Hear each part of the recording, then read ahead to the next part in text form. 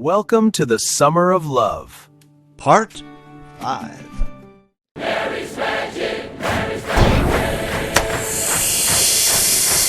Except what is? Stop! What happened? We must get to the island. But where is the ferry? According to the GPS, we're already on it. Huh? We're lost, but we're on an adventure. Adventure? We're swerving everywhere.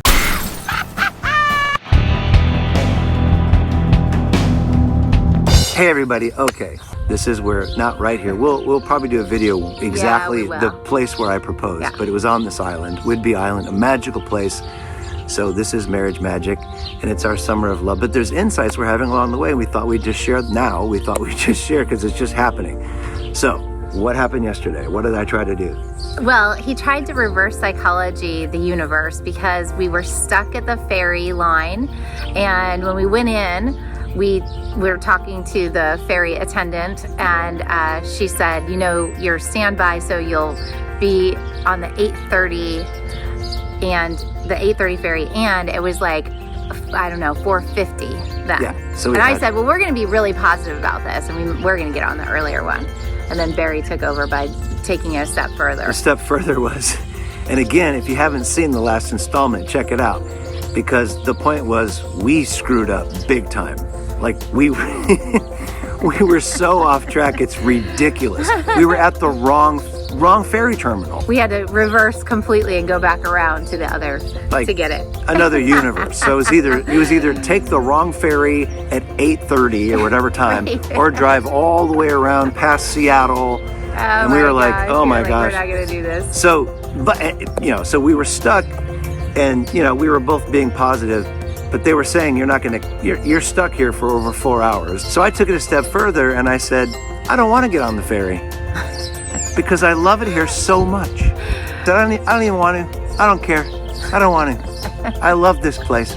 And then we came to the beach of truth, which you'll see in our other video. The Tell the Truth. Tell the Truth beach. And then we went to the Lively olive oil. Lively olive oil, and it was just it was magic. Yeah, it really was. And then it was great.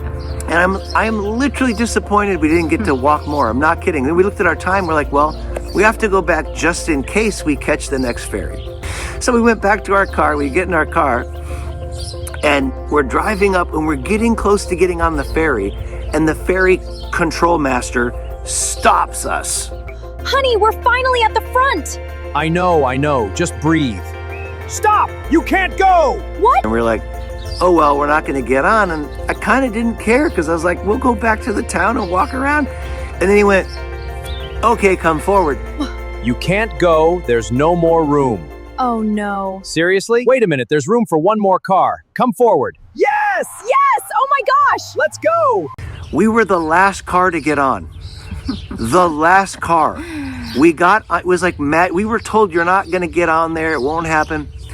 Okay, so what's the lesson? There's a huge lesson in this, and I have found this many, many times in my life and Christy's life. Here's what happens. When you accept what is, okay, like we did, like I said, I don't even want to get on the ferry. And she's like, well, when we accept that which we don't necessarily want at first, because our brain can get attached to an outcome, right? We get attached to ideas, to outcomes that we feel like is the best for us. But oftentimes it isn't. And even if it is, if you can't change it, why resist it? You create your own living hell when you resist the situation you can't change. But here's the magic. That's why we call it marriage magic.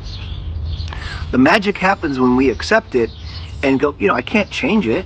All I can do is accept what's happening. Then something happens inside of our head in which we begin to experience happiness and joy again, right? Because we accept it. And then we can be open to the goodness that is there for us. But as long as we resist what is happening, we will not see the goodness. We won't. We will be blinded to it. I guarantee it.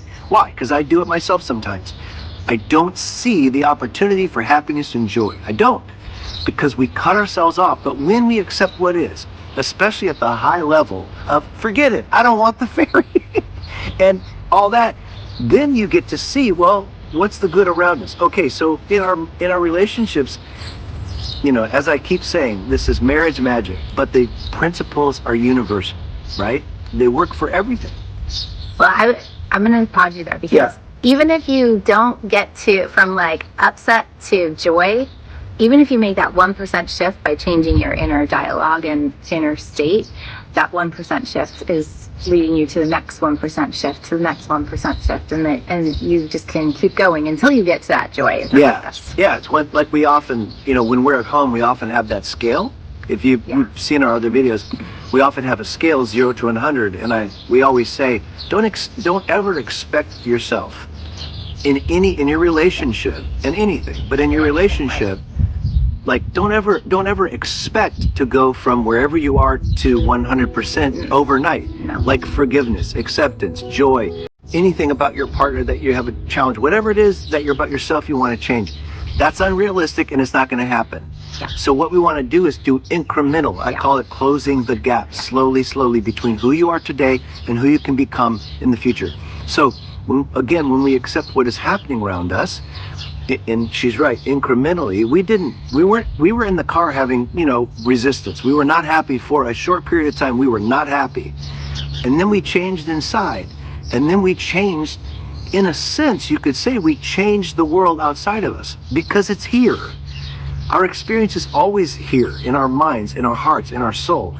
And then it creates the world around us. The same thing happens in our relationships.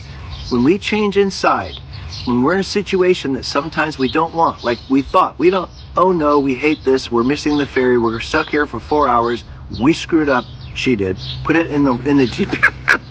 How rude is that, man? It's true, it's 100% Yeah, true. she put the wrong ferry, she was tired and she did the wrong ferry location and we're driving, and the funny thing is, all the way we kept saying, we've never driven this way. This is so pretty. This is a different route. And I said later, why didn't that click in when I was saying all those things? It never clicked in. It never clicked till we got to the ferry. My gosh. We went, no wonder it looks so different.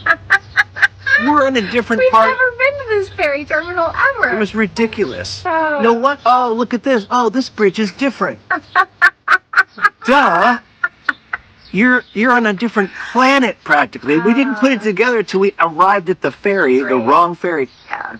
Anyway, so in our relationship, of course, there's a metaphor here. It's for life, but in our relationship, the same thing. Often we feel like we're attached, right, to certain things happening with our significant other on a journey together where we can argue about it in the car, and traits in each other that we may be getting tired of, or we feel like, oh, I've had enough of that or whatever. How can we change it? Just like we changed our experience and we created kind of magic by catching a ferry we weren't supposed to get on. Of course it starts here, always. And we're going to say this a lot in our program. It starts within us. When we accept what is, we can change what becomes, what happens. And the paradox is this. The change, I believe, generally speaking, the change that we wish to experience outside of us and in our significant other won't happen until we no longer actually feel like we need it anymore.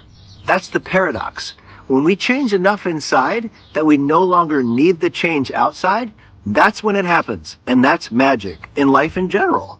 We caught that ferry, and honest to God, I wouldn't have cared had we not. I'm happy we did. We're in an amazing place. Maybe we'll show you more of it later. It is unbelievable, and we got to see it in the daylight. We would have been here in the dark. But last night we arrived and we wandered around this incredible farm we're staying at, and we got to taste fresh fruit and everything. We wouldn't have had that wonderful experience had we missed it. But honestly, I really wouldn't have been upset if we had missed that, because of the shift we made internally. And so it is in life, and so it is in our relationships. The more we can shift inside to a point where we say, you know what, it's okay. What is happening is okay. I accept what's happening. I accept my significant other. It's who I chose. It's who I married. And there's a lesson in it for me. The more we make that happen inside of us, the more that change in the other person doesn't need to happen anymore. Okay? And the more likely that change is to occur. What characteristic can you see now in the same way we saw the ferry? We knew we couldn't control the ferry. We chose to take it, and yes, we played a part in missing it. But once we accepted our circumstances for what they were, we found the magic. So now, What characteristic in your spouse can you accept? Think of one thing they do that bothers you. And maybe now you're ready to admit it, accept it, and say, this is a part of who they are. I chose this person. I can now change how I feel about this, and I can learn to love even this part of them. Say that, and there is magic. All right, that's it for this marriage magic moment on our what tour? What are we calling it? The summer of love. This is the summer of love. magic. Magic. Oh, sure, magic. Throw magic in there. The summer of love, magic, marriage magic tour. So we'll check in with you We have a later. kitty here also, which I'm loving the little farm Loving the kitty. kitty. And the cows are Snap, Crackle, and Pop. They have 3 cows, Snap, Crackle, and Pop. So may you experience the Snap, Crackle, and Pop in your life and in your marriage. Like and subscribe, and don't miss the next installment of The Summer of Love. I can't wait.